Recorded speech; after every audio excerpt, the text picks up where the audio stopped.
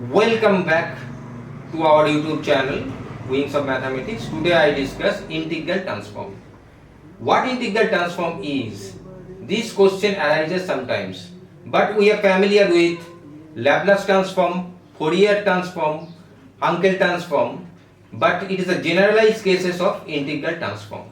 It is the basic needs, and for this result we are required here considering a real valued function psi x of x. And if we define an operator I of psi x is equal to integral x1 to x2 k of alpha x psi x dx. But what is the nature of k of alpha x? This nature, there is a new terms, it is called kernel of the transform, and this kernel is nothing but an operator which transform that is speaks alpha to x. It is the nature of the kernel, and it is called the integral transform.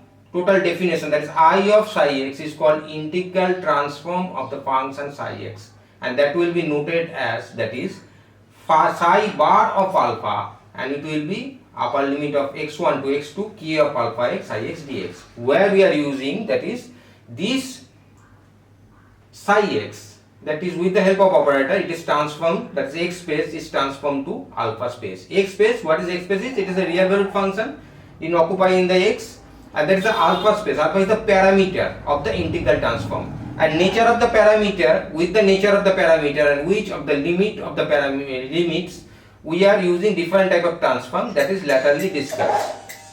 And now where k of alpha x is called the kernel of the transform, and it's called the function of the variable x and alpha. When alpha, we are dealing with the alpha being real or complex. That is, alpha is a part of kernel of alpha x, where x is the real and alpha is real or complex.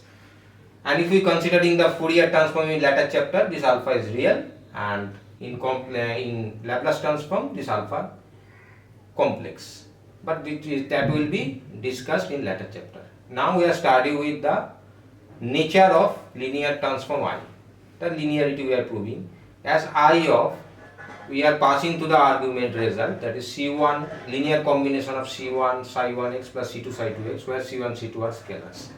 Now we are using the property, this will be x1 to x2 C1 psi 1x plus C2 psi 2x dx. That is a definition of I, and that will be equals to C1 integral of x1 to x2 psi 1x dx plus C2 integral of x1 to x2 psi 2x dx, and that will be C1 of, and it will be clearly I of psi 1x plus C2 I of psi 2x, that is C1 psi 1 bar of alpha plus C2 psi 2 bar of alpha. That is a part of linear algebra, and we have finally proved that I is linear. Now there are several ways we are proving this result, but this is one way I choose.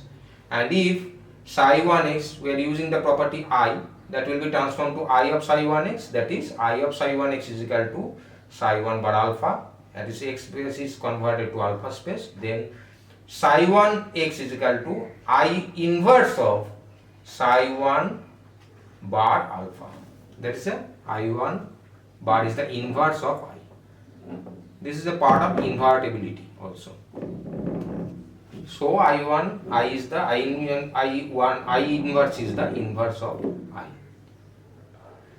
Now k of alpha x is equal to exponential of I alpha x, where alpha is real and x1 tends to minus infinity and x2 tends to infinity. Then this integral transform is called Fourier transform, and in detail this Fourier transform will be taught.